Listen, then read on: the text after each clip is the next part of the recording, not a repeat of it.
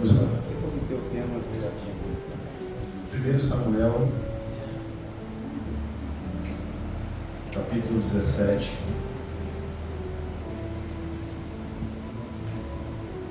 Às vezes a gente precisa de um desafio, né? Novo, para que a gente se aprimore. Vamos lá, 1 Samuel, capítulo 17, verso 40, diz assim: tomou o seu cajado na mão e escolheu para si. Deus já me deu um negócio aqui, olha esse versículo, acabei de ler. Ó, e tomou o seu cajado na mão e escolheu para si. Grava essa palavra. Para si. Então esses seixos nem seriam usados, né? Ele escolheu para. Ninguém taca pé nesse meio. Gravou, né? Escolheu para si 5 seixos do ribeiro e pôs-no no alforje de pastor que trazia, a saber, no surrão. É a prova de que não era para ninguém aquelas pedras. E lançou mão da sua funda e foi-se chegando ao filisteu. Parece que era para o filisteu, não parece? Mas ele pegou para si. Depois que ele pegou para si, o que ele fez? Guardou. Porque quando ele está se aproximando do gigante, ele disse o quê? Tu vem a mim com lança, com espada, com escudo, mas eu vou a ti em nome do Senhor. Então a prova de que ele pegou para si é que na verdade ele não usaria pedras em si, ele usaria o nome do Senhor. É mais uma prova de que pedra não resolve, mas o nome do Senhor, sim. Aleluia. Glória a Deus. Glória a Deus. Vamos lá. É completamente difícil pregar a segunda vez, mas eu vou tentar. Ainda tem a terceira e a quarta. Vamos lá. Irmãos, para quem não foi aceitar isso? Você que deu. Eu que deu? Vamos lá. Todos nós sabemos, irmãos, que Davi, como em 1 Samuel, capítulo 16, ele foi o menor da casa do seu pai.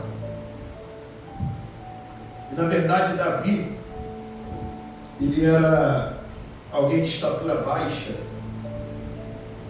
e o que chamava atenção na vida de Davi não era a sua estatura em si, era a sua predisposição para ser alguém vencedor.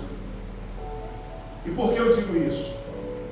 Porque Davi, desde os primórdios, foi alguém que se destacava em tudo que colocava as mãos. Prova disso é que quando o Espírito de Deus saiu da vida do então rei Saul, que significa o solicitado, você sabe que naquela época nem teria rei, nem teria o tempo dos reis, se fôssemos analisar com calma. Só teve porque a nação de Israel olhava para as outras nações e dizia para Samuel: nós queremos ser iguais a eles. Então, na verdade, o início do fracasso do povo foi de uma ideia de que eles deveriam ser iguais aos outros. Só que o primeiro ponto que eu quero observar é que Deus não nos chamou para sermos iguais. E a prova disso é que a sua mamãe e a minha saudosa mamãe sempre me dizia, quando eu falava: mãe, eu quero fazer porque fulano faz. E ela disse: seu nome não é todo mundo. E ela dizia para mim: filho, eu não te criei para você ser melhor, e nem tampouco pior. Eu te criei para que você seja diferente. Então isso na vida de Davi já despertava algumas atenções. Só que Davi nunca imaginava que o seu destaque, a sua questão de ser eminente, não iminente, iminente é o que está prestes a acontecer, eminente como é, obviamente, é alguém ilustre, como Jabes, de 1 Crônicas 4, 9 e 10. Ele era alguém eminente, alguém ilustre, alguém que se destacava dentre os seus irmãos. Ele não se destacava só dentre os seus irmãos, ele também se destacava dentre toda a nação de Israel, ao ponto dele receber 3 unções, como era 3 vezes a unção. E aí Davi despertava algumas coisas nos corações alheios. Só que Davi nunca imaginou que o seu destaque causaria alguma coisa, algum conflito no coração da sua própria liderança, que era Saul. E eu disse aqui semana passada, e vale a pena para colaborar, é que Davi foi perseguido por Saul aproximadamente 21 vezes. E aí eu cheguei à conclusão de que Davi já estava acostumado com lança. Você pode ver que ele diz para o filisteu: tu vem a mim com espada, com lança, com escudo, e eu vou a ti em nome do Senhor dos Exércitos. Se você for prestar atenção, Saul sempre quis matar Davi. Qual era o instrumento que ele usava? A lança. E ele sempre encostava Davi na parede, porque ele confiava tanto na força da lança, que ele identificou o seguinte: se eu pressionar Davi na parede, ou a minha lança perfura ele e a parede junto, ou eu uso a parede como ponto de não escape. É como se eu usasse a parede para que ele não fugisse da minha ira. Só que aí Davi entendeu, irmãos, que com o gigante, como eu disse também semana passada, ele lutou em nome do Senhor, mas ele levou 5 pedras e usou uma só.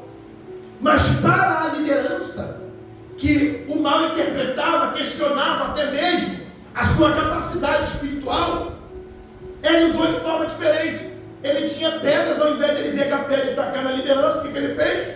Ele fugiu pelo menos 21 vezes do cara que queria o seu mal. E às vezes tem guerras, olha para cá, tem guerras que a maior sabedoria é não entrando nelas.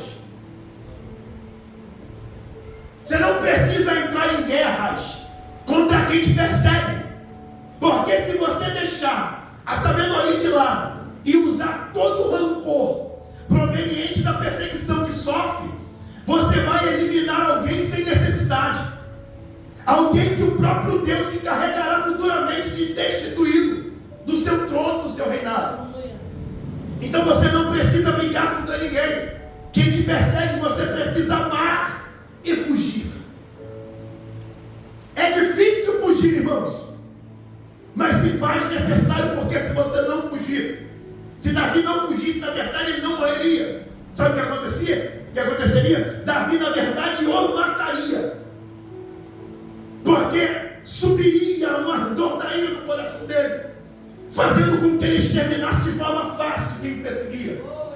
E eu não sei se você tem esse tipo de vontade e desejo, que você está em paz e sempre tem um atribulado querendo tirar a tua paz. Você pode ver Diana e Penina, por exemplo.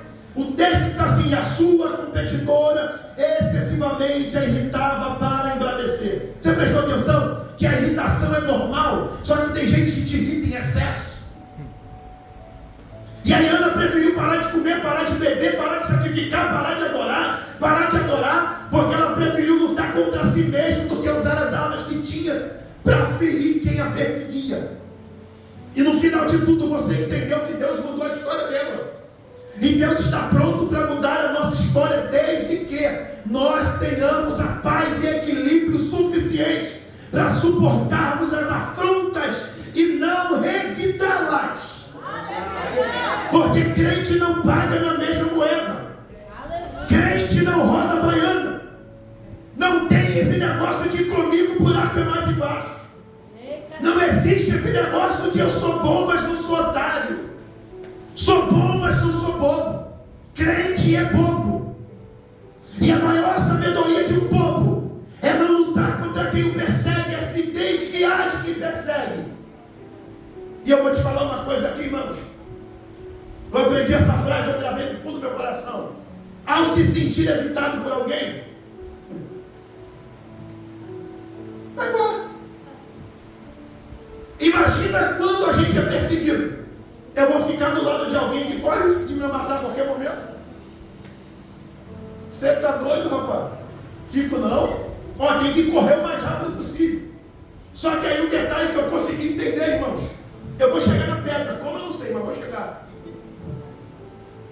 Só que Davi, ele não lutava só com pedra, né? E por que ele não lutava só com pedra? Porque em todo o reinado ali, Davi era o único que sabia tocar harpa.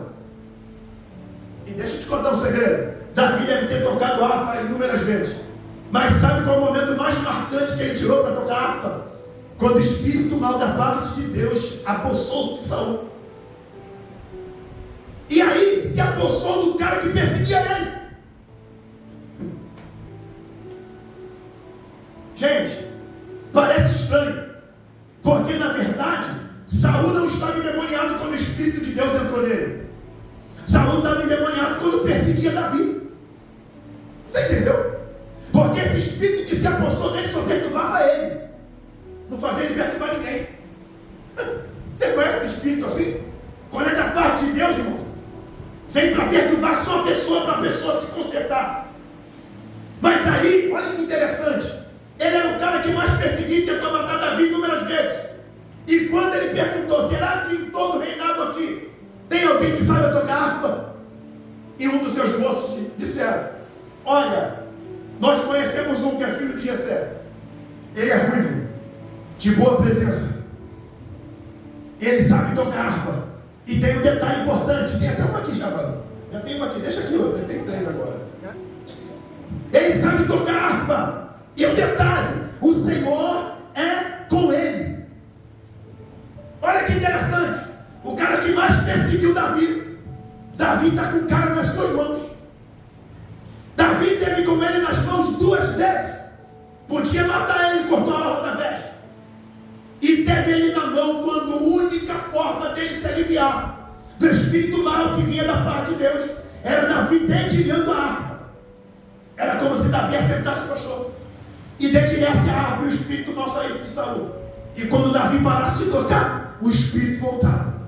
Isso significa que, na verdade, esse espírito mau saía da vida dele quando alguém com comunhão, intimidade com Deus, dedilhava a harpa, porque Saul não tinha mais os benefícios de ouvir a voz de Deus de forma direta, porque ele já havia sido rejeitado. E aí precisava de alguém que soubesse tocar harpa e que o Senhor era com ele. E aí tem gente que bate nos levitas, tem gente que bate nos músicos. Mas levita não só é alguém que é da tribo de Levi, mas sobretudo é alguém que atrai a presença de Deus. Você presta atenção, se o culto não tivesse louvor, se fosse só palavra o tempo inteiro, se fosse só oração o tempo inteiro, você sairia daqui enfadado. Você talvez não quisesse voltar no outro culto. Mas o louvor é como se preparasse o coração e amolecesse o coração para a palavra de Deus entrar. E nessa noite, irmãos, é uma noite completamente diferente. Porque Davi usou pedra, mas ele também usou adoração. Oh, Jesus. Contra Golias ele disse, por que tu afronta o exército Deus vivo? Eu vou usar uma pedra contra você. Eu vou te em nome do Senhor dos Exércitos. Então, para quem afrontava, Davi usou pedra. E para quem o perseguia, Davi usou adoração.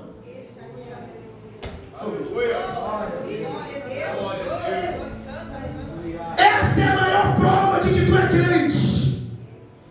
Porque quando te perseguem para te matar, você, ao invés de pagar com a mesma moeda, você diz, te adorar é o que sei, adorar é o que sou. Você começa a adorar porque nem sempre você vai usar pedras. Você precisa usar adoração. Glórias ao nome do Senhor. Imagina agora Saul das mãos de Davi, ele sendo o único a saber tocar harpa. Deixa eu te contar um segredo aqui, te dar um conselho de Deus. Por favor, não persiga ninguém. Possa ser que no teu pior momento você dependa de alguém que você tanto fez mal. E tem gente que, por ter feito tão mal às pessoas, acaba preferindo morrer, irmãos. do que pedir ajuda à pessoa que pode lhe ajudar, só porque é a pessoa que ele tanto perseguiu.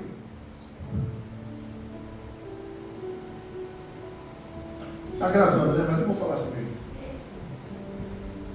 Eu conheço pessoas que assentavam ao meu lado, assentavam ao lado dos pastores, e eles conseguiam falar mal dos pastores no culto, assim, na igreja.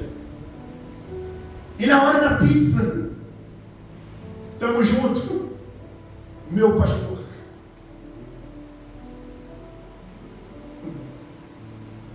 Oh, Jesus. Eu queria saber, irmãos, e às vezes o pastor não sabe de nada, ou às vezes sabe de tudo, e aí tem que fazer o quê? Adorar. Glória a Deus. Porque quando sabe é melhor ainda, porque você precisa ter um equilíbrio aguçado para entender. Meto a espada ou toco a arma. Imagina, irmãos. E aí, pastor, você decide. Meto a espada ou toco a arma?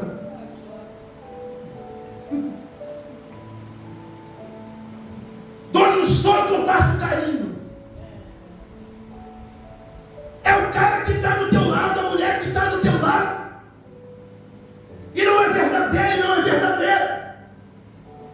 Mas sabe quando que Saul começou a nutrir um ódio maior ainda de Davi? É que Davi não só tocava a harpa para o aliviar, mas sobretudo as mulheres gritavam. Saul venceu milhares. Você percebeu que Saul venceu?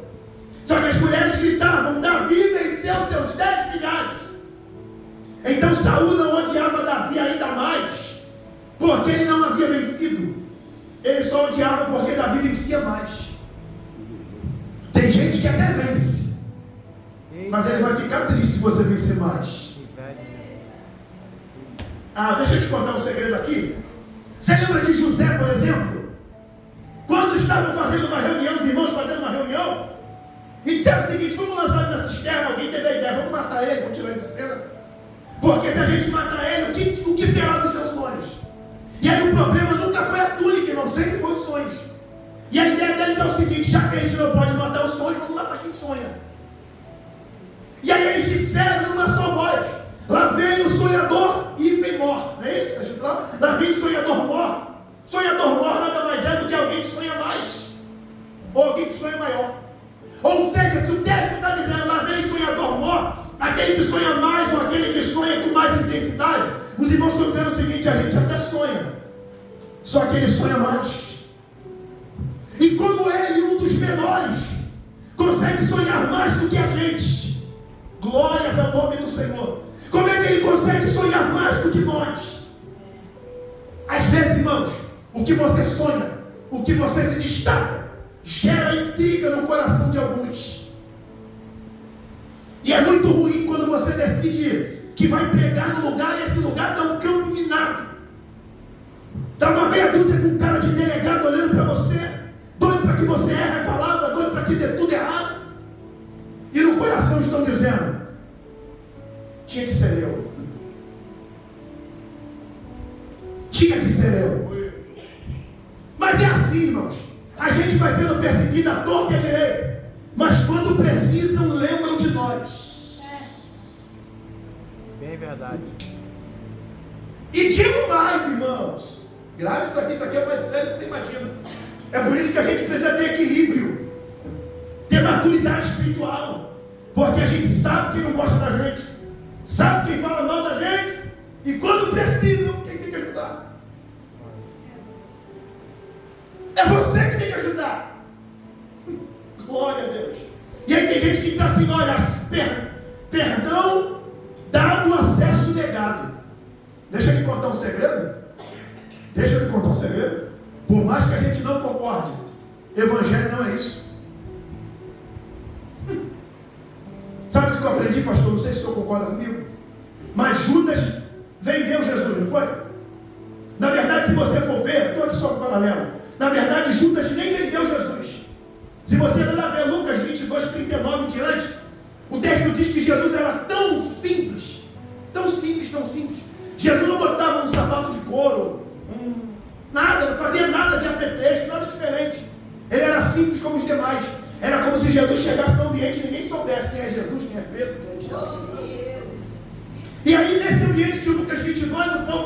seguinte: a gente precisa de uma ocasião para saber quem é, porque sabendo quem é, a gente prende. Aí Judas chegou no ambiente. Quando Judas chegou no ambiente, falou assim: eu sei quem é. Peraí, gente. Judas andava o tempo todo com Jesus, mas na hora de entregar, ele foi o primeiro. Partiu dele entregar. E te digo mais: é mais sério do que a gente imagina, pastor. Ele entregaria de graça. E o texto diz o seguinte: e convieram a eles. Essa expressão convieram, na originalidade da palavra, significa: eles convenceram a Judas que deveria receber moedas. E o texto diz: e Judas concordou. Sabe o que eu aprendo? Ele andava com o cara, via milagre, via santidade, via interesse, via pureza. Mas na primeira oportunidade, por causa de mais dinheiro, na verdade, ele entregaria de graça. E tem gente que entrega de graça. Se pagar, então, fica um pouco melhor. Glória a Deus. Deixa eu voltar para Davi. Ele usou a harpa para acalmar a vida de Saul. Só que Saul queria tirar a vida de Davi, como eu disse anteriormente. Só que chegou um momento, irmãos, na hora da luta contra o gigante, olha o que aconteceu. Saul, ao invés de matar Davi, porque no capítulo anterior ele precisou do talento de Davi, e agora ele não podia mais matar Davi, porque a galera já estava ligada em tudo que estava acontecendo. E aí ele precisou emprestar as vestes para Davi, para que Davi vencesse o gigante. Deus está falando com alguém aqui esta noite. Quem te perseguia, grava isso, está gravando aqui, você vai gravar também. Quem te perseguia, ou melhor, quem te persegue, vai começar de uma forma ou de outra, identificar que o teu chamado é de Deus. Amém. E vai começar a te emprestar algumas coisas. Glórias. Para que o seu acesso ao chamado seja mais fácil. Maravilha, Deus. Só que eu preciso que você grave isso aqui que o Senhor me colocou no coração. Eu estou no tema, irmão, por favor, creia nisso, eu estou no tema. Só que quando Saul emprestou a veste para Davi, o texto diz que Davi andou, não foi? E ele disse: eu não estou experimentado com isso. Davi nunca foi experimentado com a veste de Saul. O que ele fez? Arrancou de sobre si. O texto diz: e tirou aquilo de sobre si. Como eu disse semana passada, ele também tinha unção, só que a unção não dava para tirar. Só que essa veste de Saul, obviamente, é uma veste maior, pesada, e Davi era pequenininho, não dava para suportar aquilo. Davi tirou aquilo de sobre si, porque se ele não tira, ele não consegue andar, pelo menos não por muito tempo. Sabe o que eu aprendi? Que na verdade a ajuda de Saul, irmão, do perseguidor é complicado. O que esperar de alguém que quer ver a nossa morte? Tu acha que ele mudou o caráter do dia para a noite? Tu acha que ele dormiu endemoniado na sexta e acordou salvo no sábado? Dizia minha mãe que esmola demais, o santo desconfia. Quando ele deu a veste para Davi, na verdade a intenção dele era até ajudar. Só que o que me pega aqui é que Davi tirou. Se Davi tirou, aquilo não era ajuda. Você percebeu que às vezes a cilada vem disfarçada de ajuda? Porque a intenção de Saul é: eu vou ajudar ele, mas se eu pudesse que ele parasse. Que a intenção do inferno é que a gente pare, porque ele sabe, irmãos, que a gente vai vencer no nome do Senhor. E sabendo disso, eles ficam angustiados e por isso tentam lançar impedimentos como forma de ajuda. Só que Davi, ele quando foi chegando perto do filisteu, ele já tinha, versículo 40, ele pegou os 5 cestos do ribeiro. Versículo 49, se não me engano, se conseguir colocar aí, me ajuda. Versículo 49, ele foi, olha lá, e Davi meteu a mão no alforje e tomou dali uma pedra. Olha para cá, irmãos. Eu não sei o que Davi faria com as 5 pedras. Só que quando o gigante se apresentou e que ele decidiu lutar, ele meteu a mão no alforje e tomou dali uma pedra. Isso aqui é mais profundo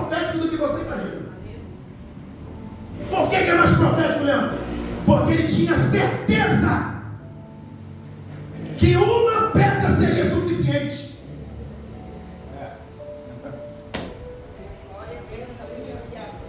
Davi está dizendo, estou sentindo Deus aqui. Começando a fluir o negócio. Era como se Davi estivesse dizendo, eu tenho certeza que ainda que meu inimigo seja maior do que eu, ele não é maior que o Deus que eu sirvo. Glória a Deus, aleluia. E Davi, ao pegar uma pedra, ele estava dizendo, é hoje. A vitória é hoje. Maravilha. Não passa de hoje. Vai dar certo hoje. É hoje que vai dar certo. Deus Santo de Israel. E com a funda, português é meio complicado, né? Lhe atirou deve ser LHE, deveria ser mais tranquilo, mas está escrito lhe atirou, e a pedra se lhe encravou na testa. Ô Jesus, a pedra se lhe encravou na testa,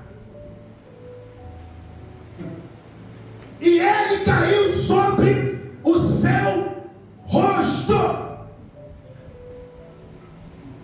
Caiu com o rosto em terra. Caiu com o rosto em. Eu quero que você saia daqui com muita fé essa noite, porque você pegou até mais munições. Sabe o que eu aprendi aqui? É que Davi pegou 5 munições, mas ele nunca mudou a arma. Ele sabia muito bem a arma que usar. Para o gigante ele usa funda, para Saul ele usa harpa. E você conhece gente que para Saul usa pedra e para gigante usa harpa? É porque quem me afronta e quem afronta o exército de Deus e quer destruir a nação, o povo de Deus, eu não preciso cantar para ele, eu preciso destruí-lo completamente, porque adversário não se mantém vivo. Quer ver uma prova aqui? Você lembra de quando Deus falou para o próprio Saul, no capítulo 15, através de Samuel, o seguinte: vai lá em Amaleque, destrua completamente todos, não poupe ninguém. Quando Saul foi lá, o que ele fez? Ele deixou o melhor das ovelhas e o melhor das vacas, e ele poupou sobretudo o rei Agag, o rei de Amaleque. Sabe o que Samuel fez? Pegou a espada na frente de Saul, falou assim: assim tu tem que fazer. Despedaçou tudo. Sabe o que Samuel estava dizendo para Saul? Sabe por que as coisas estão te matando? As coisas que te matam são as coisas que Deus mandou você matar e você não. Grava isso que eu estou dizendo aqui. As coisas que te matam são as coisas que Deus mandou você matar e você não matou. Olha aí. Saul matou as coisas vis e desprezíveis, mas ele poupou o melhor das ovelhas e o melhor das vacas. Ai, mano. Quando Deus mandou matar, destruir, Deus não disse: esse aqui é bom, esse aqui é ruim.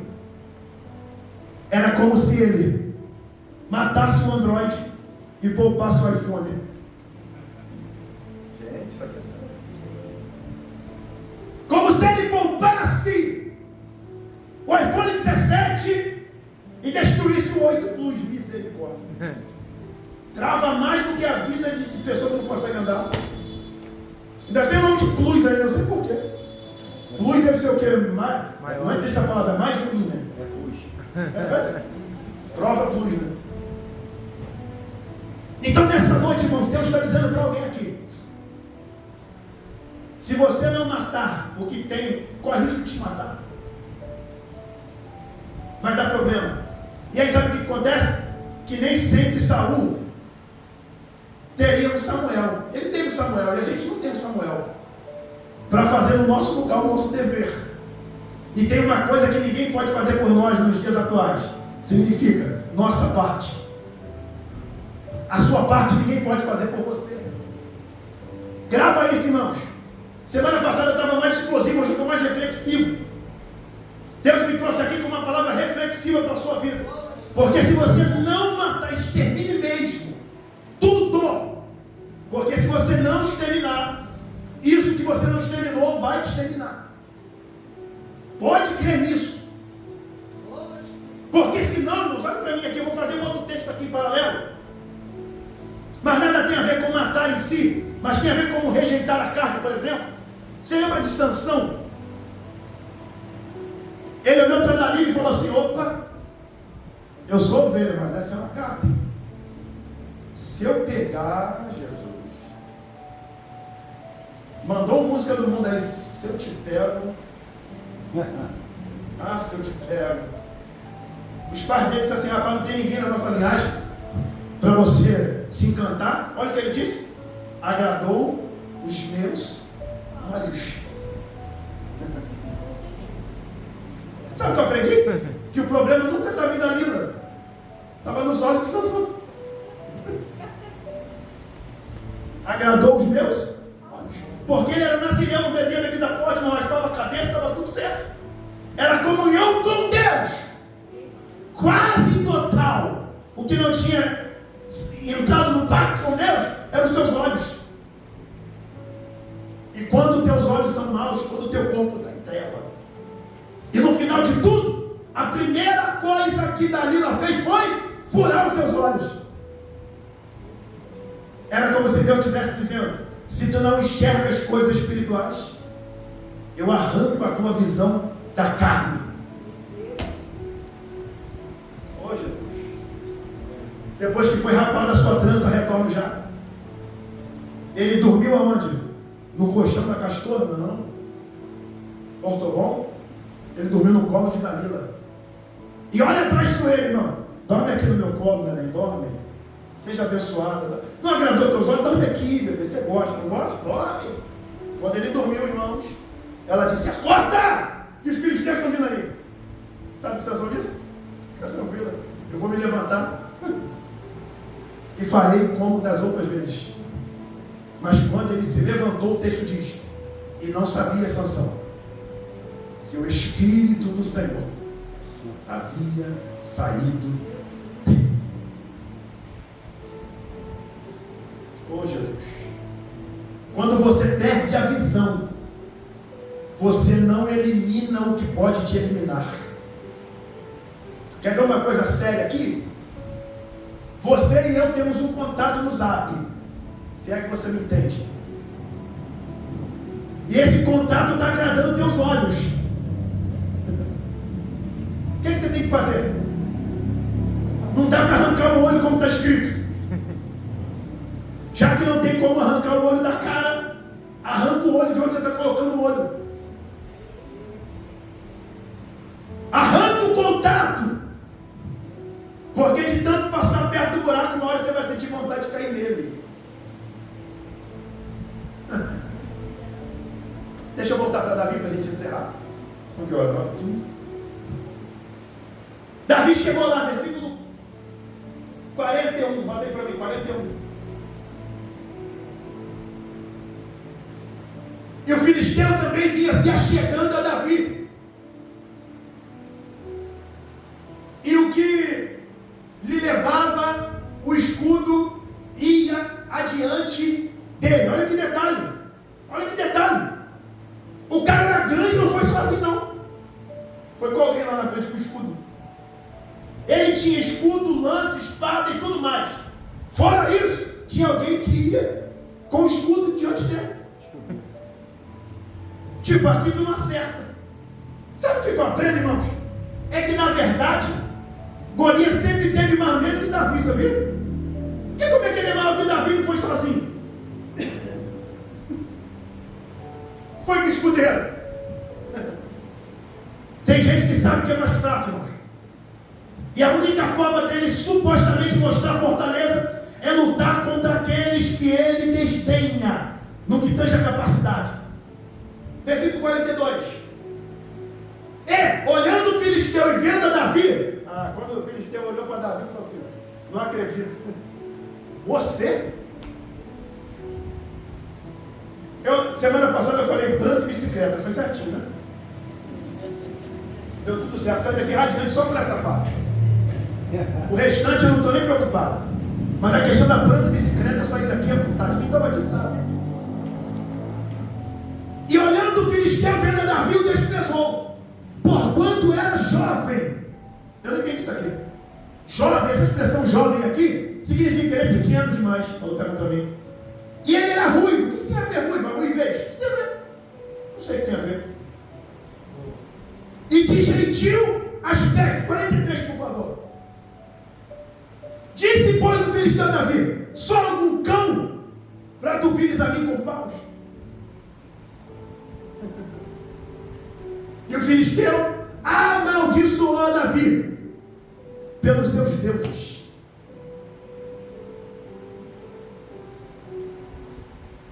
Olha, irmãos, o filisteu não tinha só uma arma, não, que era a lança, não. Ele carregava escudo, espada, tudo que você possa imaginar. Tinha um escudeiro. Olha aqui, irmão, gráfico que eu vou dizer. Sobretudo, ele tinha uma arma que muitos crentes a utilizam. Versículo 42, 42, que te leu? E amaldiçoou a Davi pelos seus deuses. Espera aí, gente. Só tem como amaldiçoar com a boca. Você percebeu que o filisteu tinha mais uma arma secreta contra Davi, que era a língua. O cara já era grande, ainda usava a língua para amaldiçoar os outros.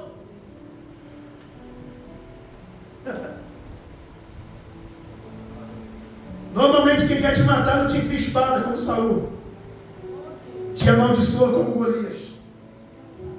Só que contra Jacó não vale encantamento. Aleluia. Porque não dá para amaldiçoar quem Deus já abençoou. Versículo 44. Disse mais o filisteu a Davi: vem a mim, e darei a tua carne às aves dos céus e às bestas do campo. 45. Davi, porém, disse ao filisteu: tu vens a mim com espada e com lança e com escudo, porém eu vou a ti em nome do Senhor dos exércitos, a quem tem afrontado. Grave esse versículo: a quem tem afrontado o exército do Deus vivo. Davi estava dizendo o seguinte para ele: tu não luta contra mim, rapaz. Eu me posicionei na fileira da frente de Israel, mas tu não luta contra um hebreu, tu não luta contra o israelita, tu luta contra o Deus dos exércitos. Era como se Davi estivesse dizendo: tu pode me amaldiçoar, pode vir com o que você quiser, eu tenho certeza que a tua queda é certa. Versículo 46. Hoje mesmo, Davi. 45 ele diz: eu vou pegar a tua carne e vou entregar para os animais. Versículo subsequente, Davi diz: hoje mesmo o Senhor te entregará na minha mão. Espera aí, irmão, grave isso que eu vou dizer. Davi era pequeno ou grande? E Golias? Espera aí, ele está dizendo: o Senhor vai te entregar na minha mão. O que Davi está dizendo? O Senhor vai entregar algo grande nas mãos de alguém. Ou pegou comigo? Deus vai entregar algo grande nas mãos de alguém pequeno. Você já ouviu pequenas empresas e grandes negócios? Você não pegou isso, por favor? Vou repetir isso aqui, deixa eu ser redundante. Você já entendeu sobre pequenas empresas e grandes negócios? Porque o porte pode ser pequeno. Só que Davi não construía muro, Davi construía pontes. Aleluia. Ele não bloqueava, ele construía acesso. E o acesso que ele mais tinha era com Deus de Israel. E ele disse: eu vou te ferir.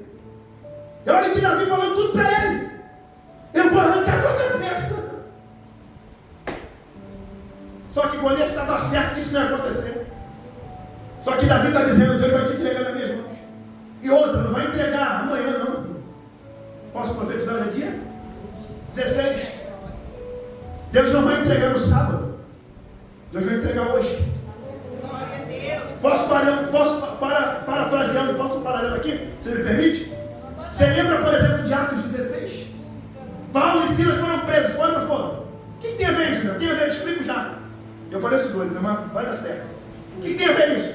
É que o texto diz que eles estavam presos. E olha o que o texto diz, versículo 25. E perto da meia-noite, Paulo e Silas oravam e cantavam hinos a Deus. E os outros presos os escutavam.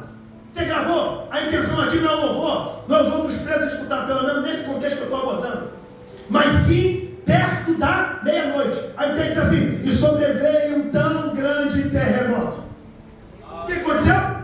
Qual é o efeito? Os alicerces do cárcere se moveram. Foram abertas todas as portas. Foram soltas as prisões de todos. E o 27 é acordando o carcereiro. Qual é o efeito do terremoto? O que tem a ver com a palavra de Davi? Que hoje o Senhor vai entregar os gigantes na tua mão. O que tem a ver isso? É que perto da meia-noite não é meia-noite. Era como se Deus estivesse dizendo: eu podia fazer amanhã. Glória a Deus. Eu podia fazer amanhã. Mas eu vim aqui para fazer hoje. Eu sinto ele aqui. Tem uma graça de Deus aqui nessa noite. Deus manda dizer para alguém aqui: eu vou fazer ainda hoje. Porque ainda antes que houvesse dia, eu sou.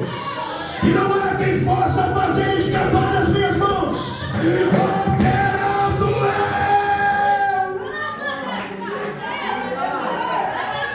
Deixa ele contar um segredo ali para mim. Deuteronômio 32, pastor, verso 39. Está escrito por Moisés assim: eu sou o Senhor, e fora de mim não há Salvador. Eu mato, eu faço viver, eu filho, e eu saro, e não há quem possa fazer escapar das minhas mãos. Aleluia! Olha para mim aqui, olha para mim aqui, olha para mim. Jeremias 33:3, clama a mim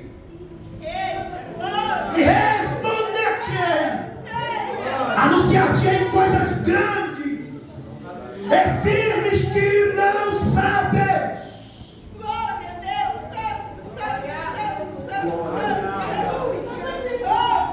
Deixa eu voltar para não me perder.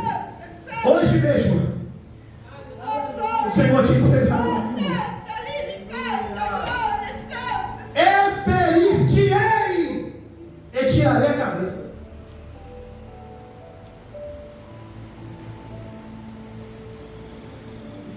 E os corpos do arraial, está errada essa palavra, se ela aparece, não está? E os corpos do arraial dos filisteus darei hoje mesmo as aves do céu. Está certo. E as bestas da terra, em toda a terra saberá que não há Deus, saberá que há um Deus em Israel. O segredo de Davi era: eu quero provar para todo mundo que existe um Deus em Israel. Deixa eu voltar para Paulo e Silas, posso? Já retorno aqui também, só para conjuminar. Está dando certo, não está? Está fluindo? A questão é essa, vamos lá. Na ocasião de Paulo e Silas, perto da meia-noite não é meia-noite. Se não é meia-noite, não é o dia seguinte, ainda é o dia anterior. E aí eu te faço uma pergunta, independente da escala, irmão.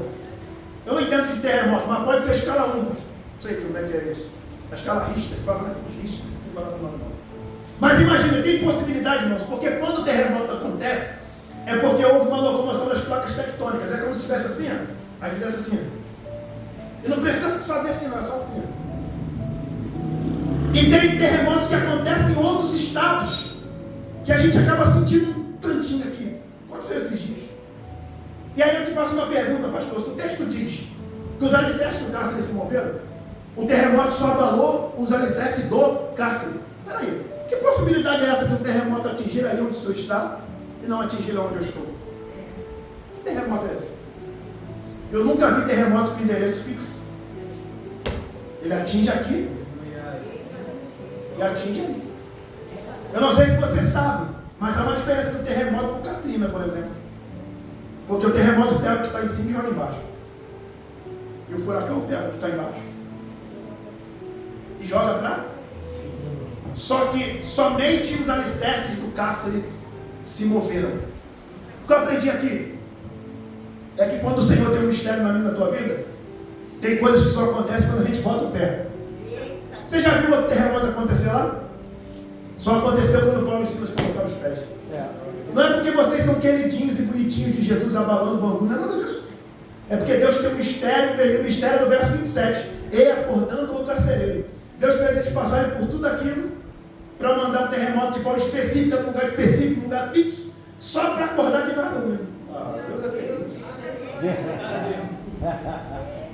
Era como se Deus estivesse dizendo, tem muita gente acordada, mas se tiver um dormindo, Deus chega aonde tem gente dormindo. E o texto diz, acordando o carcereiro. Volte lá para mim. Versículo 47, caminhando para o fim. E saberá toda esta congregação que o Senhor salva. Olha lá. Não com espada, nem com lança. Porque do Senhor é a guerra. Peraí. Então o texto está dizendo que Davi estava na guerra, mas quem guerreou não foi ele? Do Senhor é a guerra. E ele vos entregará na nossa mão. 48. E sucedeu o quê? Levantando-se os filisteus e encontrasse com Davi, apressou-se Davi a correr ao combate. Peraí, isso aqui é interessante. Olha a normativa portuguesa aqui. Olha o português aqui. E apressou-se Davi e correu ao combate. Você conhece gente que corre do combate? Ele correu ao combate. Era como se ele identificasse o seguinte: eu sei que é Deus que luta por mim, mas só que Deus, muitas vezes ele age, só que muitas vezes Deus reage. Eu já conheço o Deus que age, agora eu quero conhecer o Deus que reage, porque eu vou fazer a minha parte, e eu quero ver a parte de Deus agora. Aí encontrasse com filisteus 50, 49 já foi, 50, rapidinho para a gente finalizar. E assim Davi prevaleceu contra o filisteu, com uma funda, com uma pedra, e feriu o filisteu, e o matou, sem que Davi tivesse espada.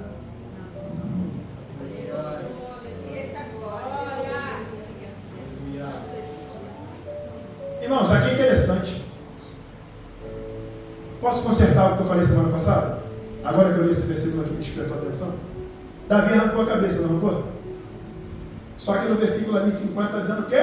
Que ele feriu o filisteu e o matou, sem que Davi tivesse uma espada na mão, com uma funda e com uma pedra, e feriu o filisteu e o matou, sem que Davi tivesse uma espada na mão. A espada do Golias. Peraí. Então, possivelmente, o gigante já caiu basicamente neutralizado. Já.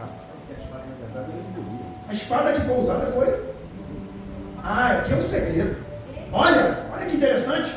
Davi disse, hoje mesmo, o Senhor te entregará na minha mão. Então, disse que Deus costuma entregar coisas grandes na mão de pessoas. Sim ou não? Sim. Só que quando Davi foi cortar a cabeça de Golias, ele usou o quê? A espada de... Tu acha que ele inventava essa espada? Era difícil, não era? E lá na frente essa espada ainda fez parte da história. Ainda fez parte da história. Olha que interessante. Deus entregou algo grande na mão de alguém pequeno. E na hora de Davi pegar a espada, ele suportou o peso da espada. Então, na verdade aqui, Deus entregou algo grande na mão de alguém pequeno. E na hora da espada, Deus entregou algo pesado na mão de alguém fraco. Para provar que a força não vem de nós. Glórias! Aleluia! Peso de mim, eu não suportaria peso algum. Meu Deus! Principalmente peso que não é meu. Que maravilha, Deus! Fique de pé, por favor. Deu certo, né? Deu certo ou não?